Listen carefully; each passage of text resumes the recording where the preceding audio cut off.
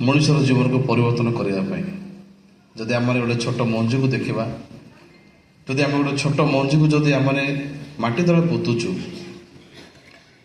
दिन माटी तले पोतला पर जो लोक चाषी हो कि जी भी हो तो जो मंजी को से माटी तले बुणुची ता पाखे बहुत गुड़े लक्ष्य और बहुत गुड़े आशा को लेकिन से मंजी को से पोती थाए जदिव तार शारीरिक चक्षुरे से छोट मंजी भितर कौन सी आग को घटुवा विषय को देखा जाए न था प्रेजेंट सिचुएशन रे से मंजी केवल छोट मंजी जार कौन से अस्तित्व नथिला पर देखा जाए किंतु चाषी पाखे जो मंजी बुणवा लोक पाखे गोटे यही प्रकार चक्षु अच्छी जो चक्षुरे से भविष्य को देखी थाए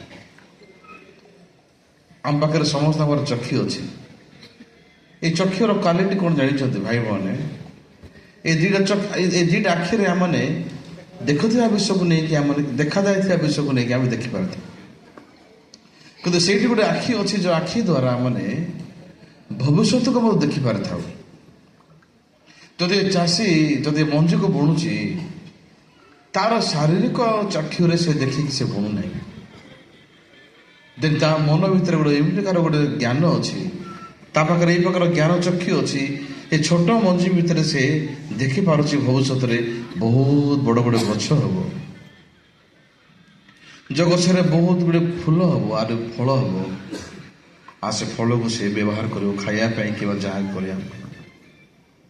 तो गोटे चाषीर हृदय जमी गोटे लक्ष्य अच्छी गोटे चक्षु अच्छी जहाँकि से मंजी को से बुणुची सेमती प्रभु वाक्य भितर गोटे भविष्य हाँ प्रभु वाक्य हूँ गोटे भविष्यर चक्षु जहाँकि आम देखिपर जेकोसी लोकर हृदय जमी मंजी भितर ए मंजी को बुणा जमी भितर ए मंजी को बुणा जाए सेमती जदि आमने प्रभुंर वाक्य जदि आम हृदय जमी जो बुणवा जाए तेरे आमर हृदय जमी ईश्वर वाक्यर मंजी गछ उठा सदृश अनेक गुड़े नुआ आशा अनेक गुड़े खुशी आनंद और अनेक गुड़े शांति उत्पन्न हो पार ए दुनिया मनुष्य सबुठार गुरुत्वपूर्ण लक्ष्य कौन प्रत्येक मनुष्य खुशी और शांति पाइबा चाहते जीवन में आपने खुशी होगा चाहते ना दुखी रहा चाहूँ बारिपदार भाई भाई को पचारि आप लक्ष्य खुशी होगापाई ना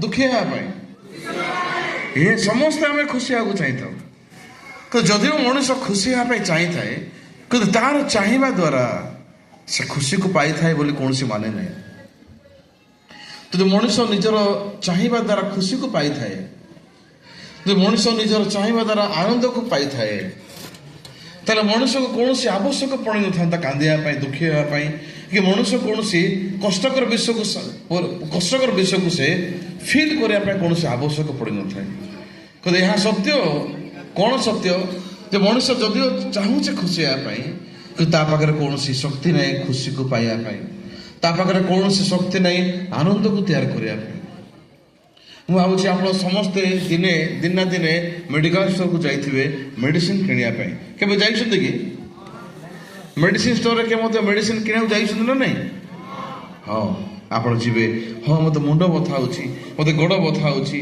मत पेट बथा होची मोर यही प्रकार समस्या अच्छी टैबलेट दिंतु ना मत इंजेक्शन दियो धरी नि जब आप गोटे मेडिसिन स्टोर को जीवा कहे गोटे मस है मो अशांति अच्छी गोटे मस है मो पाखे शांति खुशी ना केते टंका देले मते 2 दिन 3 दिन खुशी को देवे मुझे देवी पैसा से मेडिसिन स्टोर वाले शुणिले कौन कह से कौन हाँ कह से आपण कथा राजी है कि से कौन मेडिसिन दब खुशी होगापाई मत लगुच आज बारिपदार भाई भाई खाई ना बोधे खाई आसना ना भोकर अच्छा भोकर थे कथा बाहर ना खाई उत्तर दिंतु मेडिसिन स्टोर वाला कहे आप मत 2-4 दिन पर खुशी दरकार केते टका देले खुशी दब कहले से मेडिसिन स्टोर वाला कौन मेडिसिन काढ़ी दब केबे भी नहीं ए दुनिया रे कौन से प्रकार दुनिया दुकान नहीं जो दुकान को जाइए आम मैंने खुशी शांति को किणी पारिबा पैसा द्वारा आज 2024 वर्ष पूर्व ए जगत रे वाक्य जिन लिखाई ଗୋଟେ ବାଳକର ଜନ୍ମର ବାକ୍ୟ ଲେଖା ହେଇଛି। କ'ଣ ଲେଖା ହେଇଛି? କାରଣ ଆମମାନଙ୍କ ନିମନ୍ତେ, କାହା ନିମନ୍ତେ? ସମସ୍ତେ ଆମେ କହିବା କାହା ପାଇଁ? ଆମମାନଙ୍କ ନିମନ୍ତେ, ମାନେ ମୋ ପାଇଁ, ଆରେ ଆପଣଙ୍କ ପାଇଁ ଏକ ବାଳକ ଜନ୍ମ ଅଛନ୍ତି। ତେଣୁ ଏ ବାଳକ ଜନ୍ମ ହେବା ପଛରେ କ'ଣ ରହସ୍ୟ ଅଛି? ଏ ବାଳକର ନାମ କ'ଣ ଭାଇ ଭଉଣୀ? ଏ ବାଳକର ନାମ ହେଉଛି ଯୀଶୁ ଖ୍ରୀଷ୍ଟ। ଆମେନ୍। ତେଣୁ ଯୀଶୁଙ୍କର ଜନ୍ମ ବିଷୟରେ ଯିଶା ଭାବବାଦୀ ଯିଏକି ଯୀଶୁଙ୍କର ଜନ୍ମର 700 ବର୍ଷ ପୂର୍ବରୁ ଏ ଭବିଷ୍ୟତବାଣୀ କହିଥିଲେ। ସେ ବହୁ ଦିନ ପୂର୍ବରୁ ଯେଉଁ ସାର୍ ଯିଶା ଭାବବାଦୀ ଏ ବିଷୟ କହିଥିଲେ, ଏ ଦୁନିଆର ଅନେକ ଲୋକମାନେ ଏ ବିଷୟକୁ ଜାଣିନଥିଲେ। ଯୀଶୁଙ୍କର ଜନ୍ମର ରହସ୍ୟ କ'ଣ, କାହିଁକି ଯୀଶୁ ଖ୍ରୀଷ୍ଟ ଜଗତରେ ଜନ୍ମ ହେବା ଆବଶ୍ୟକ ଅଟେ। ମୁଁ ମଧ୍ୟ ଏ ଜଗତକୁ ଆସିଲି ଗୋଟେ ଦିନେ। ମୁଁ ଯେଉଁ ସାର୍ ଜଗତରେ ଜନ୍ମ ହେଲି, ଦିନେ ଧୀରେ ଧୀରେ ବୃଦ୍ଧି ପାଇଲି। ମୋର ଯେଉଁ ବୟସ ଯେତେବେଳେ ବୃଦ୍ଧି ପାଇବା ପାଇଁ ଆରମ୍ଭ କଲା, ଧୀରେ ଧୀରେ ଧୀରେ ଧୀରେ ମୋର ସମସ୍ୟା, ମୋର ପରିସ୍ଥିତି, ମୋର କଷ୍ଟ, ଅନେକ ଗୁଡ଼ିଏ କଷ୍ଟକର ପରିସ୍ଥିତିକୁ ସାମ୍ନା କଲି। ମୁଁ ମୋର ଜୀବନକୁ ମୁଁ ନିଜକୁ ଦେଖିଲି ଯେ ସତରେ ମୁଁ ଗୋଟେ କମ୍ପ୍ଲିଟ୍ ଖୁସି ହେବା ଲୋକ ହେଇପାରୁନାହିଁ। ମୁଁ କେବେ କହିପାରିବି ନାହିଁ, ମୁଁ ସ୍ୱତନ୍ତ୍ର ଭାବରେ କହିପାରିବି ନାହିଁ ଯେ ପୁରାପୁରି ଭାବରେ ମୁଁ ଖୁସି ଅଛି ମୋ ଜୀବନକୁ ନେଇକି, ପୁରାପୁରି ଭାବରେ ମୁଁ ଶାନ୍ତିରେ ବଞ୍ଚୁଛି ମୋର ଜୀବନରେ। ହଁ, ସେଠି ଅନେକ ବିଷୟ ଗୁଡ଼ାକର ଅଭାବକୁ ପାଇଲି, ମୁଁ ଅନେକ ବିଷୟ ଗୁଡ଼ାକର ଦୁର୍ବଳତାକୁ ପାଇଲି, ମୁଁ ଅନେକ ଗୁଡ଼ିଏ ବିଷୟର ମୁଁ ଅନେକ ଗୁଡ଼ିଏ କଷ୍ଟକର ବିଷୟକୁ ମୁଁ ସାମ୍ନା କଲି ମୋ ଜୀବନରେ, ଯେଉଁ ବିଷୟ ଗୁଡ଼ାକ ସମାଧାନ କରିବା ପାଇଁ ମୋ ପାଖରେ କୌଣସି ରାସ୍ତା ନଥିଲା। ବହୁତ ଦିନ ପୂର୍ବରୁ ଗୋଟେ ବାପା ଯିଏକି ନିଜର ପୁଅ ପାଇଁ କିଛି ବିଷୟ ଚିନ୍ତା କଲେ ଯେ ମୋର ପୁଅକୁ ମୁଁ କିଛି ବିଷୟକୁ ଜ୍ଞାନ ଦେବି।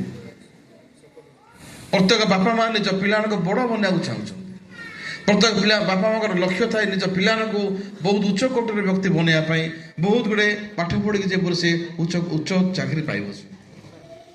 ତ ସେମିତି ବାପା ମଧ୍ୟ ଦିନେ ନିଷ୍ପତ୍ତି ନେଲେ ଯେ ମୋ ପୁଅକୁ ଗୋଟେ କିଛି ସ୍ୱତନ୍ତ୍ର ବିଷୟକୁ ମୁଁ ଶିଖାଇବାକୁ ଚାହୁଁଛି। ରାତିରେ ବାପା କହିଲେ ପୁଅକୁ, ବାପା କାଲି ସକାଳେ ଆମେ ଗୋଟେ ଜାଗାକୁ ଯିବା, ଯେଉଁ ଜାଗାରେ ତୁ ଆରେ ମୁଁ କେବଳ ଯିବା। ପୁଅ ବର୍ତ୍ତମାନ କହିଲେ କ'ଣ ପାଇଁ, କୁଆଡ଼େ ଯିବା? ନାଇଁ, ମୁଁ ଗୋଟେ ଏଇ ପ୍ରକାର ଜାଗାକୁ ତୋତେ ନେଇଯିବି, ଯେଉଁ ଜାଗାକୁ ମୁଁ ତୋତେ କିଛି ବିଷୟ ଶିଖିବାକୁ ଚାହୁଁଛି। ପୁଅ ଭାବିଲା ମୋତେ ବୋଧେ ବଜାରକୁ ନେବେ, ମୋତେ ବୋଧେ ସିନେମା ହଲ୍କୁ ନେବେ, କି ମୋତେ କୁଆଡ଼େ ବୁଲିବା ପାଇଁ ନେବେ, ମୋତେ ସପିଂ କରିବା ପାଇଁ ନେବେ। କିନ୍ତୁ ବାପା ସେ ବିଷୟ କିଛି କହିଲେ ନାହିଁ। ଆଉ ସେ ସରପ୍ରାଇଜ ରଖିଲେ, ଆଉ କହିଲେ ମୁଁ କାଲି ତୋତେ ସିଧାସଳଖ ନେଇକି ଦେଖେଇବି କୁଆଡ଼େ ନେଇକି ଯାଉଛି। ପୁଅ ରାତିରେ ଚିନ୍ତା କଲା ମୋ ବାପା ମୋତେ କୁଆଡ଼େ ନେବେ। ତା ପରଦିନ ସକାଳକୁ ବାପା ପୁଅକୁ ଧରିକି କୁଆଡ଼େ ଗଲେ ଜାଣିଛନ୍ତି? ଗୋଟେ ମରୁଭୂମିରେ ସେମାନେ ଗଲେ। ମରୁଭୂମିରେ କ'ଣ ଥାଏ ଭାଇ ଭଉଣୀ? ବେଶୀ ଗୋଟେ ପାଣି ଥାଏ ନା? ପାଣି ଥାଏ ନା ବାଲି ଥାଏ? ତ ବାପା ବର୍ତ୍ତମାନ ପୁଅକୁ ଧରିକି ମରୁଭୂମିରେ ପ୍ରବେଶ କଲେ। ଅଳ୍ପ କେତେଟା ବୋଟଲ ପାଣି ଧରୁଥିଲେ ବାପାକୁ। ତ ଖରାର ସୂର୍ଯ୍ୟକିରଣ ପଡ଼ିବା ଯୋଗୁଁ ସାଙ୍ଗେ ସାଙ୍ଗେ ପାଣି ବୋଟଲରେ ଥିବା ପାଣି ସବୁ ପିଇ ଦେଇକି ସରିଦେଲେ। ଏବେ ଅଳ୍ପ ବାଟ ଚାଲି ଚାଲି ଗଲା ପରେ ବର୍ତ୍ତମାନ ପୁଅ ବାପାଙ୍କୁ ସେ କହିଲା, ବାପା ଆଉ କେତେ ବାଟ ଚାଲିବା, ମାନେ ମୋତେ ବହୁତ ହାଲିଆ ଲାଗୁଛି, ମୋର ତଣ୍ଟି ଗୁଡ଼ା ଶୁଖିଗଲାଣି, ମୁଁ ଆଉ ଚାଲିବା ପାଇଁ ମୁଁ ସକ୍ଷମ ନାହିଁ, ପାଣି ମଧ୍ୟ ସରିଗଲା, ବର୍ତ୍ତମାନ ପିଇବି କ'ଣ ମୁଁ? ବାପା କହିଲେ, ବାପା ଆଉ ଟିକେ ଧୈର୍ଯ୍ୟ ଧରେ ପୁଅ, ଆଉ ଟିକେ ଆମେ ଯିବା ଆଗକୁ, ଆଉ ଅଳ୍ପ ବାଟ ଚାଲିଲା ପରେ ଆମେ ପାଣି ପାଇବା। ବାପା କାହିଁକି ମୋତେ କୋଉ ବିଷୟ ଶିଖିବା ପାଇଁ ତମେ ଏଇଠୁ ଆଣିଲ? ମୁଁ ବୁଝୁନାହିଁ ଯେ ମୋତେ ଏ ମରୁଭୂମିକୁ ଆଣିବା ପଛରେ ତମର ପ୍ରକୃତରେ ଇଣ୍ଟେନସନ୍ ବା ଲକ୍ଷ୍ୟ କ'ଣ ଅଛି? ବାପା ଚୁପଚାପ କିଛି କହିଲେ ନାହିଁ, କହିଲେ ତୁ ଖାଲି ମୋର କଥା ଶୁଣି ଚାଲେ, ଆମେ ଆଉ ଥରେ ଯିବା। ବାପାଙ୍କର କଥା ଶୁଣିଲା ପରେ ଆଉ ଥରେ ପୁଅ ଚାଲି ଚାଲି ଯିବା ପାଇଁ ଉଠିଲା। ଆଉ କେତେ ସମୟ ଗଲା ପରେ ଚାଲିଲା ପରେ ପୁଅ ବହୁତ ଶୋଷ ଲାଗିଲା ତାକୁ, ଆଉ ସେତେବେଳେ ବସି ପଡ଼ିଲା, କହିଲା ବାପା କାହିଁକି ମୁଁ ବୁଝିପାରୁନି ଏଟାକୁ ଆସିବା ପାଇଁ ତ ମୋତେ ଆଣିଲ?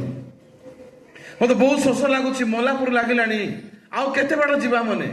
ବାବା କହିଲେ ପୁଅ ଟିକେ ଧୈର୍ଯ୍ୟ ଧରେ, ଆଉ ଅଳ୍ପ ସମୟ ଗଲା ପରେ ଆମମାନେ ପାଣି ପାଇବା। ନାଇଁ ମୁଁ ଆଉ ଯାଇପାରିବି ନାହିଁ, ମୋର ଦକ୍ଷତା ନାହିଁ ଚାଲିବା ପାଇଁ, ମୁଁ ସକ୍ଷମ ନାହିଁ, ଆଉ ମୋର ସବୁ ଶକ୍ତି ପଳେଇଗଲାଣି। କିନ୍ତୁ ବାପା ପୁଅକୁ ଆଉ ଥରେ କହିଲେ କିଛି ବ୍ୟସ୍ତ ନା, ଆଉ ଟିକେ ପରେ ଆମେ ପାଣି ପାଇବା। ପୁଅ ବୁଝିପାରୁନି ବାପା ମୋତେ କ'ଣ ପାଇଁ ଏଠୁ ଆଣିଲେ, କ'ଣ କାରଣ ଇଣ୍ଟେନସନରେ ମୋତେ ଆଣିଛି ତ ମୁଁ ବୁଝିପାରୁନାହିଁ। ଆଉ ଅଳ୍ପ ବାଟ ଚାଲିଗଲା ପରେ ପୁଅ ହଠାତ୍ ତଳେ ବସି ପଡ଼ିଲା।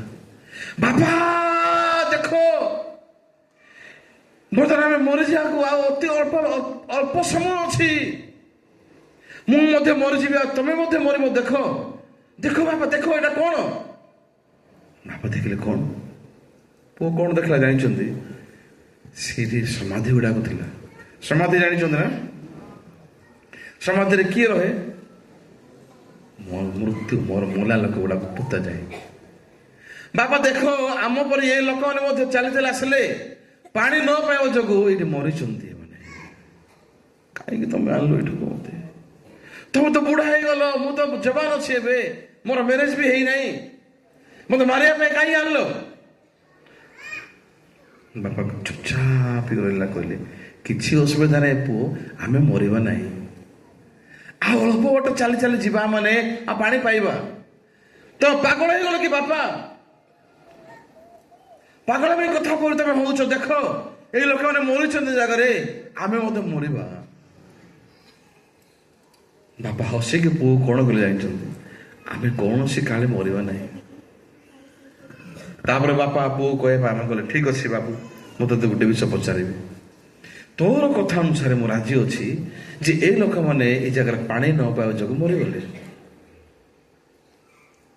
ମୁଁ ତୋ କଥାରେ ମୁଁ ସହମତ ଅଛି, କିନ୍ତୁ ମୋର ଗୋଟେ ପ୍ରଶ୍ନ ଅଛି ପୁଅ। ଏ ଯୋଉ ଲୋକମାନେ ତୋର କଥା ଅନୁସାରେ ପାଣି ନ ପାଇବା ଯୋଗୁଁ ମରିଗଲେ, ଆଉ ସମାଧି ଏଇଠି ଅଛି ତାଙ୍କର, କିନ୍ତୁ ଏମାନଙ୍କୁ ମଲା ପରେ ପୋତିଲା କିଏ? ଏମାନେ କ'ଣ ନିଜେ ନିଜେ ପୋତି ହେଇଥିବେ? ମଲା ଲୋକ କ'ଣ ନିଜକୁ ନିଜେ ପୋତି ହବ? ବାପା ବର୍ତ୍ତମାନ ଚିଲେଇକି କହିଲେ ପୁଅ, ଏ ସମାଧିକୁ ଦେଖିକି ଗୋଟେ ବିଷୟକୁ ଆମେ ଜାଣିପାରିବା ଯେ ଅତି ଅଳ୍ପ ବାଟ ଗଲା ପରେ ଅତି ନିକଟରେ ଗୋଟେ ଗାଁ ଅଛି। ସମାଧି ଯଦି ଅଛି ତାହେଲେ ପାଖରେ ଗାଁ ନିହାତି ଥିବ ନା। ଉଠିବା, ଚାଲିକି ଯିବା ଆଉ ଥରେ, ଆଉ ଆମେ ନିଶ୍ଚୟ ପାଣି ପାଇବା, ଆମେ ମରିବା ନାହିଁ। ଏ ସମାଧିକୁ ଦେଖିକି ତୁ ଆଶାରେ ଚାଲେ। ମୁଁ ହଠାତ୍ ଚିନ୍ତା କଲା, ଆରେ ସତ କଥା, ବାପା ତ ଠିକ କଥା କହୁଛନ୍ତି। ଯଦି ଏମାନେ ମରିଗଲେ, ଏମାନେ ତ ନିଜେ ନିଜେ ପୋତି ହେଇନାହାନ୍ତି, ଏମାନେ ତ ବଞ୍ଚିଲା ଲୋକ, ଜୀବନ୍ତ ଲୋକ ପୋତିଥିବେ ନା। ତାହେଲେ ପାଖରେ ଗୋଟେ ଗାଁ ଅଛି। ସେ ସମୟରେ ଆଉ ଥରେ ପୁଅର ହୃଦୟ ଭିତରେ ଆଶା ଜନ୍ମ ହେଲା।